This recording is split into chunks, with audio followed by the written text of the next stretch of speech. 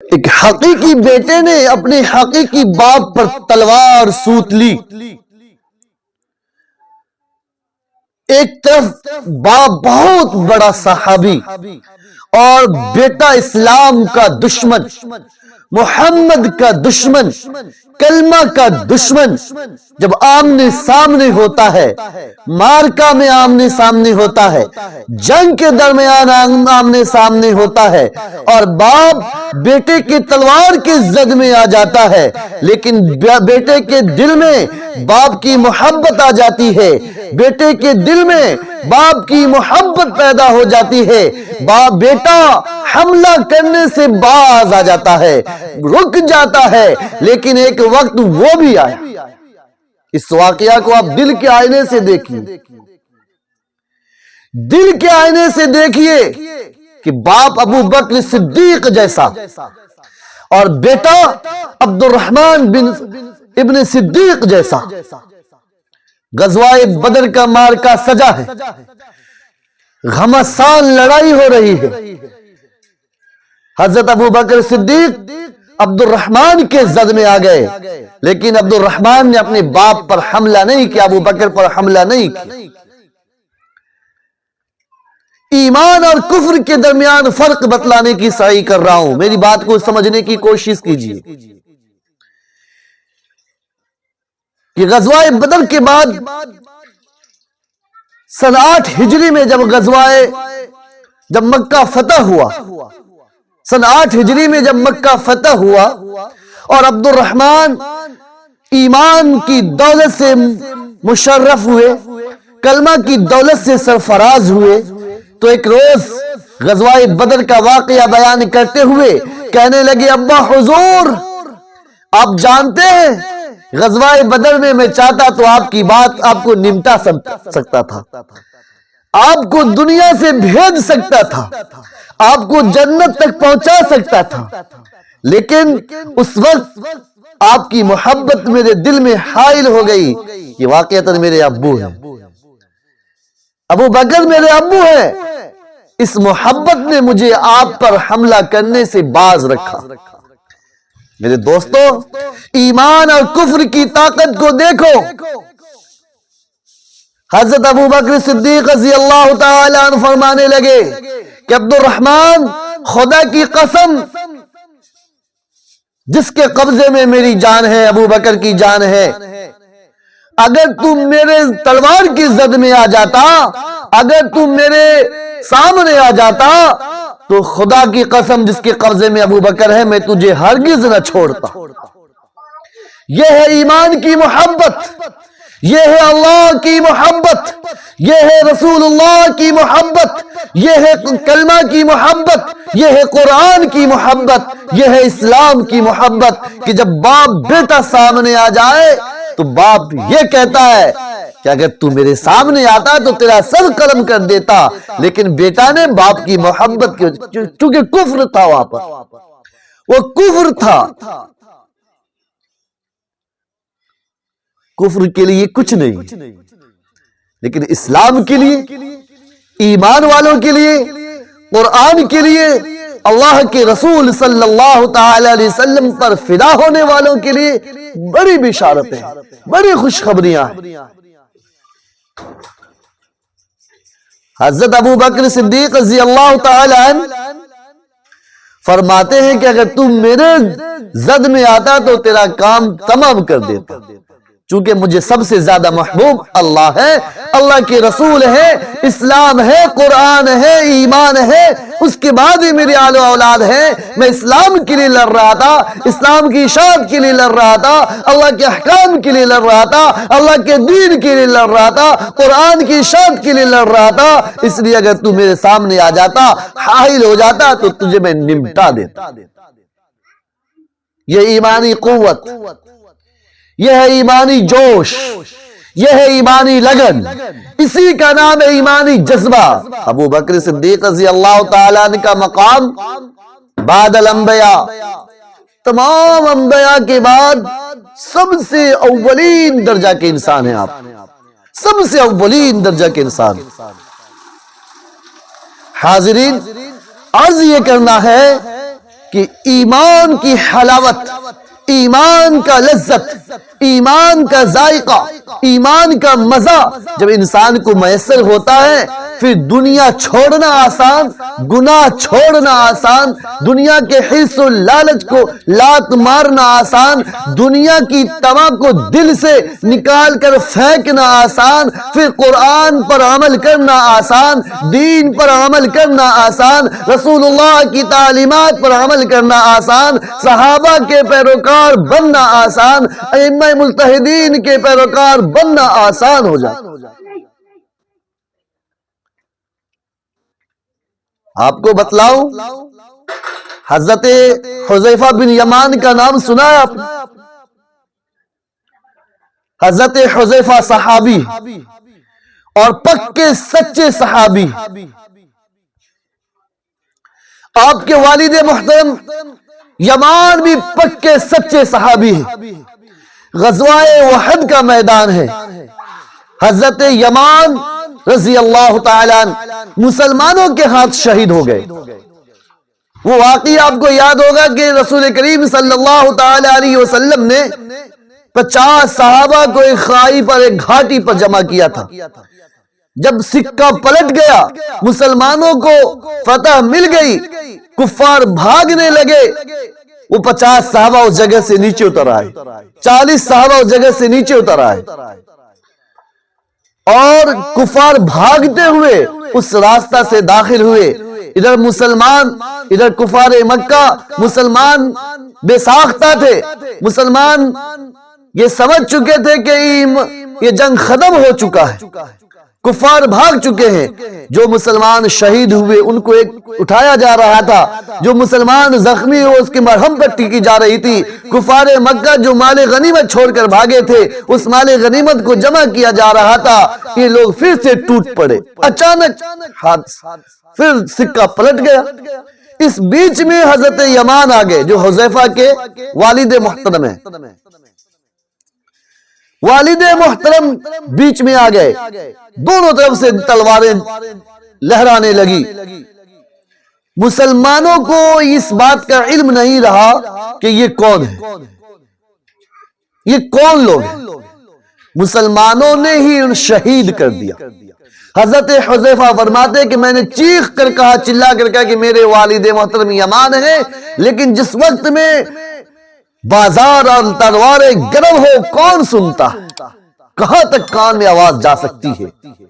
جب لوگ علیحدہ ہوئے دیکھے حضرت حذیفہ کے والد محترم ہیں۔ جب یہ معاملہ حضور پاک صلی اللہ تعالی علیہ وسلم تک پہنچا، حضرت حذیفہ نے فرمایا یغفر اللہ لنا، اللہ ان سب کی مغفرت کر دے، اللہ ان سب کو معاف فرما دے۔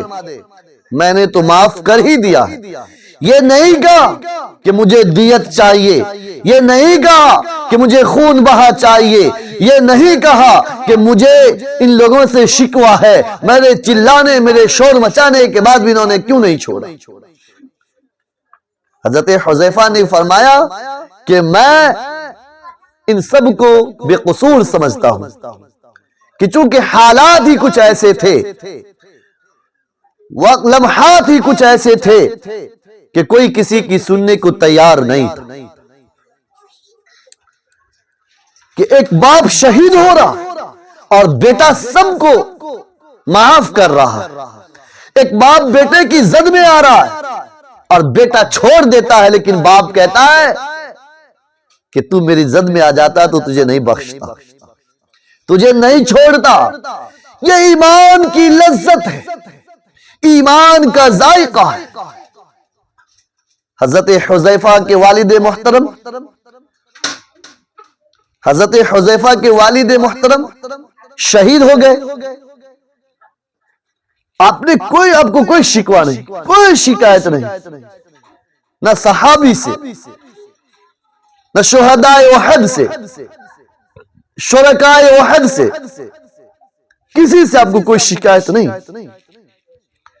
اللہ کے نبی صلی اللہ تعالی علیہ وسلم نے اپنی خاص جیب سے حضرت حذیفہ کو کچھ دیا، مال غنیمت سے نہیں، خون بہا کے نام پر نہیں، دیت کے نام پر نہیں. حضرت حذیفہ کو کچھ عطا کیا دیت کے طور پر، لیکن اپنی خاص جیب سے، ان مسلمانوں سے نہیں کہا جن کے ہاتھ شہید ہو گئے.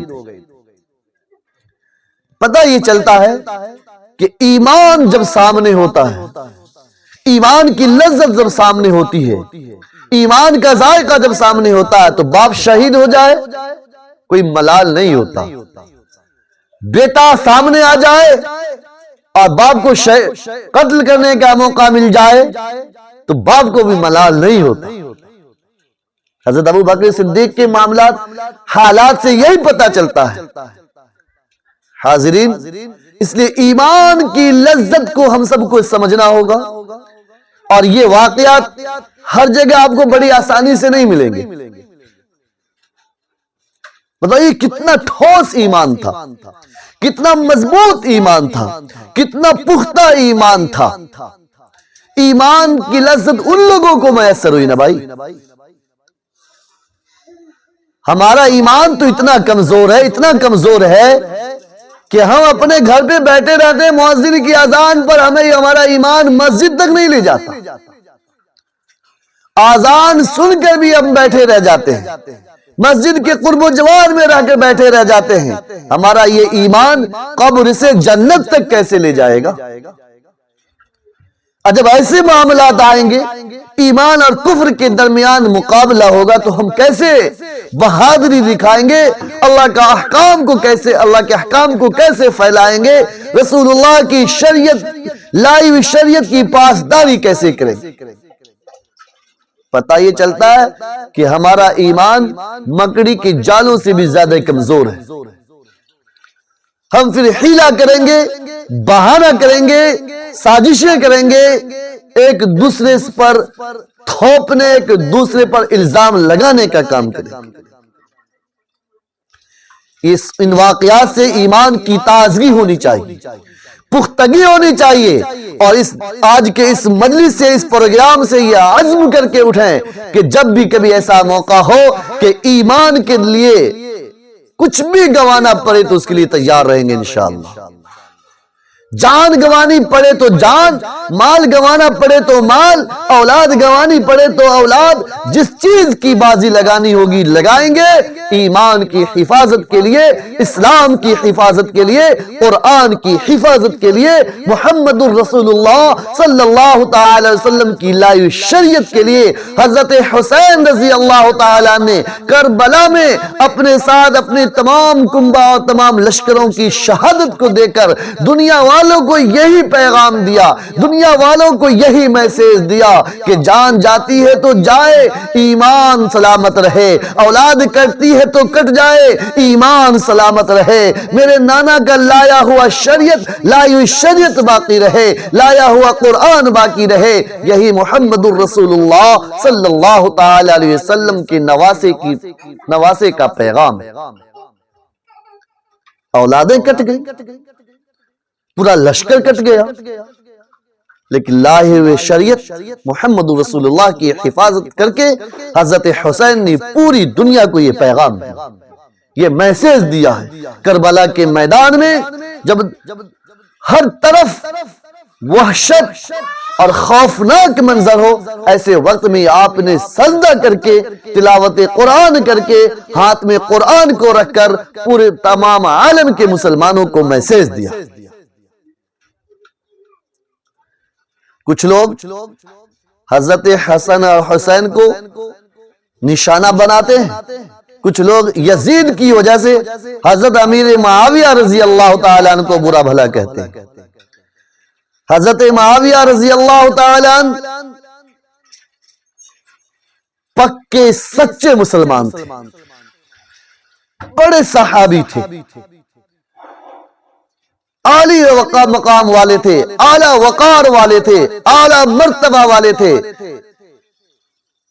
ان کی رفعت، ان کی شان و شوکت، ان کی عظمت میں اہل سنت والجماعت کو ذرہ برابر بھی، مکھی کے پر کے برابر بھی کوئی شک نہیں. حضرت ابو امیر معاویہ رضی اللہ تعالیٰ اور حضرت علی رضی اللہ تعالیٰ کے ساتھ جو کچھ ہوا ہے سب مشیت الہی ہے، سب مشیت الہی۔ بہت سے لوگ امیر معاویہ سے محبت کرتے ہوئے حضرت علی کی شان میں گستاخی کر جاتے ہیں۔ میں کہتا ہوں اللہ تبارک و تعالی نے سب کو معاف کیا ہے، دونوں حضرات کو معاف کیا ہے۔ ہم اور آپ کون ہوتے ہیں قاضی کرنے والے، جج بننے والے، ججمنٹ دینے والے، فیصلہ سنانے والے؟ ہمیں سکوت اختیار کرنا چاہیے، خاموشی اختیار کرنی چاہیے، اور لان تان کرنے سے بچنے کی سعی کرنی چاہیے، کوشش کرنی چاہیے۔